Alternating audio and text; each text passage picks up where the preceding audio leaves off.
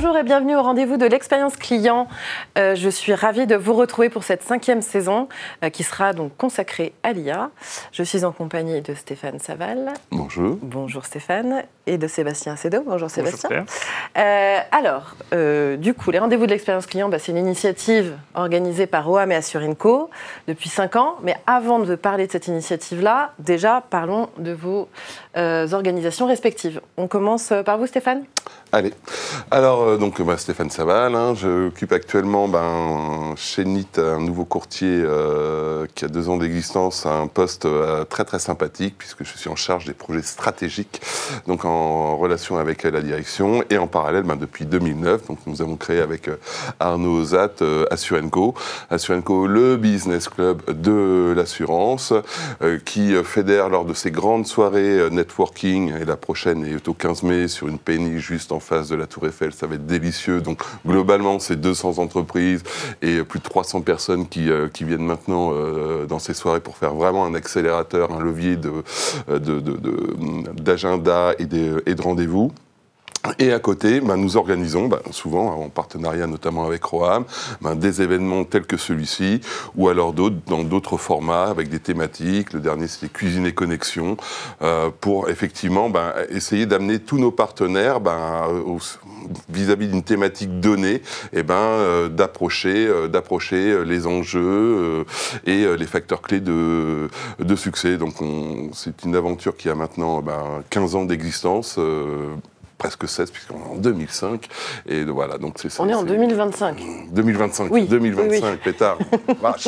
Et voilà, donc une aventure assez fabuleuse. Voilà. Sébastien. Alors, Roham. Sébastien Acedo, délégué général de Roham depuis un peu plus d'1 an maintenant. Alors, Roham, c'est une belle et ancienne association, puisqu'on célébrera, nous, cette année, nos 170 ans d'existence, puisque Roham a été fondé en 1855. Et en 170 ans, on n'a pas vraiment perdu le projet initial de nos pères fondateurs, même si les circonstances ont changé. Roham, ça rassemble aujourd'hui à peu près 80 sociétés d'assurance, issues des 3 codes, code des assurances, code de la mutualité, code de la sécurité sociale, avec un dominateur commun. On dit qu'on rassemble aujourd'hui et on anime les entreprises, les PME de l'assurance, les entreprises dites à taille humaine, ni les grands groupes mutualistes ou sociétés anonymes, mais des acteurs de plus petite taille qui ont des préoccupations opérationnelles très, très communes. Et je faisais le lien avec notre passé parce que notre présent répond aux mêmes problématiques, c'est-à-dire faire face un peu à nos défis du moment, défis technologiques, on va en parler avec l'IA bien sûr, défis climatiques, le défi de la prévention, de la santé, de l'investissement. On le voit aujourd'hui dans une économie qui va être un peu chahutée par rapport aux dernières déclarations. Donc c'est comment nous, cet écosystème d'entreprises à taille humaine, on mutualise nos moyens, on mutualise nos ressources, on met en commun nos réflexions et on vient trouver des solutions entre pairs, dans un esprit à la fois bienveillant, convivial, mais aussi celui de vouloir collectivement avancer dans la même direction. Alors justement, les rendez-vous de l'expérience client, c'est un événement conjoint depuis 5 ans que vous organisez pour parler de certains sujets. Pourquoi avoir lancé cette initiative ?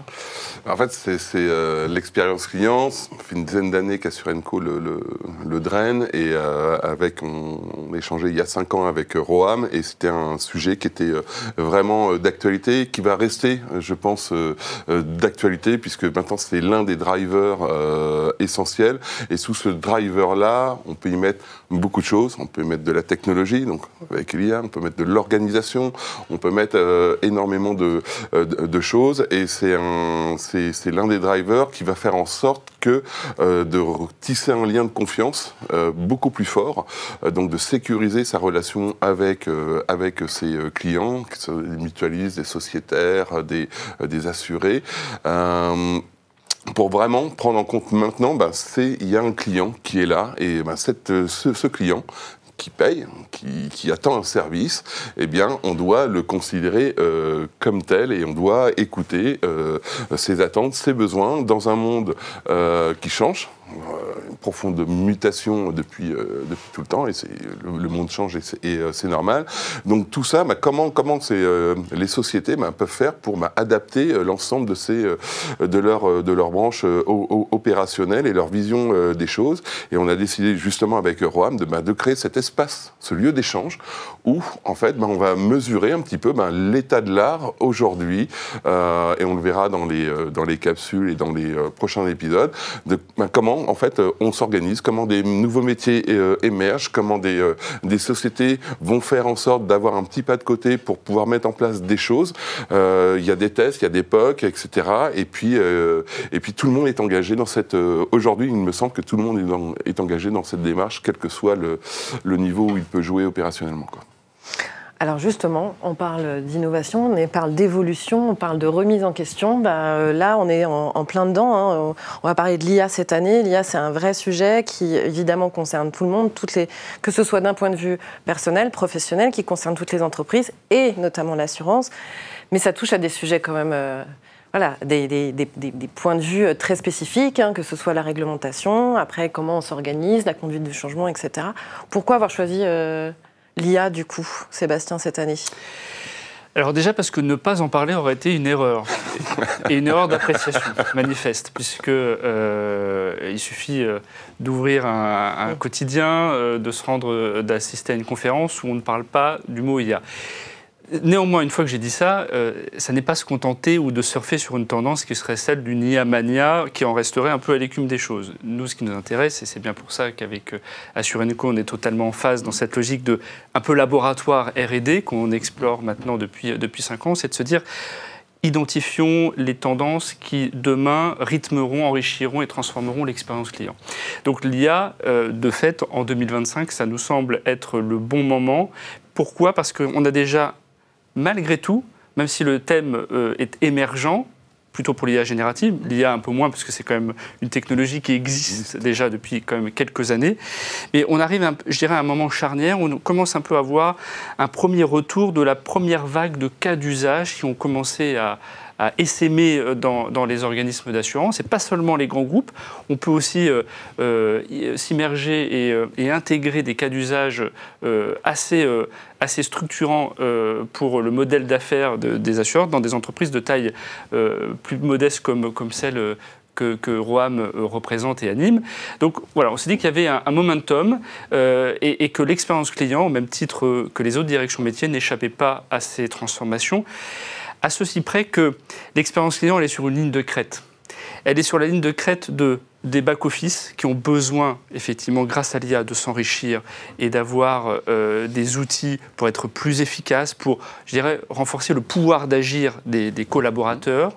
Mais de l'autre, je dirais au front office, c'est-à-dire quand on est au contact du client, là, pour le coup, on n'est pas encore totalement convaincu que l'IA soit aujourd'hui la solution. Il suffit de voir les enquêtes d'opinion, le niveau de qualité ou de pertinence des outils conversationnels qui aujourd'hui, heureusement, ne remplacent pas totalement l'humain. Et j'ai même envie de dire que l'IA, et l'IA générative a fortiori, est plutôt un révélateur de la légitimité de l'expertise humaine dans le cas de la relation client directe. Et nos entreprises, chez Roham, c'est un modèle qui nous convient bien, puisque nos adhérents ont quand même un ADN assez fort de proximité territoriale, ou auprès de leur communauté de sociétaires et d'adhérents, où ils sont convaincus qu'il faut maintenir ce lien direct, puisque c'est un lien qui entretient ce qu'on appelle l'affectio societatis, donc la relation client par-delà le contrat. Et donc, pour nous, IA plus intelligence humaine est une bonne équation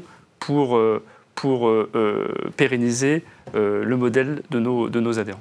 Et c'est pour ça qu'on a voulu cette saison, je dirais, IA sans blabla, parce qu'effectivement, l'IA, on en parle, on en fait également, et on a voulu cette saison très pragmatique, très concrète, avec des tables rondes, avec des capsules spécifiques, avec des cas d'usage, pour vraiment mettre sur la table cette réalité aujourd'hui qui existe, qui est vraiment concrète, les tendances, parce que fait déjà quelques temps que ça existe. Voilà, donc c'est un rendez-vous qui est assez intéressant avec Roham et Assurenco sur cette partie expérience client, parce que justement, voilà, on déroule, on est à côté de toute cette vague, je dirais, de mise en œuvre sur l'expérience client, et l'IA va en faire partie, avec des voies complètement, certainement très étonnantes dans le futur. Merci messieurs pour cette introduction. Merci beaucoup. Et place aux différents plateaux maintenant. Absolument.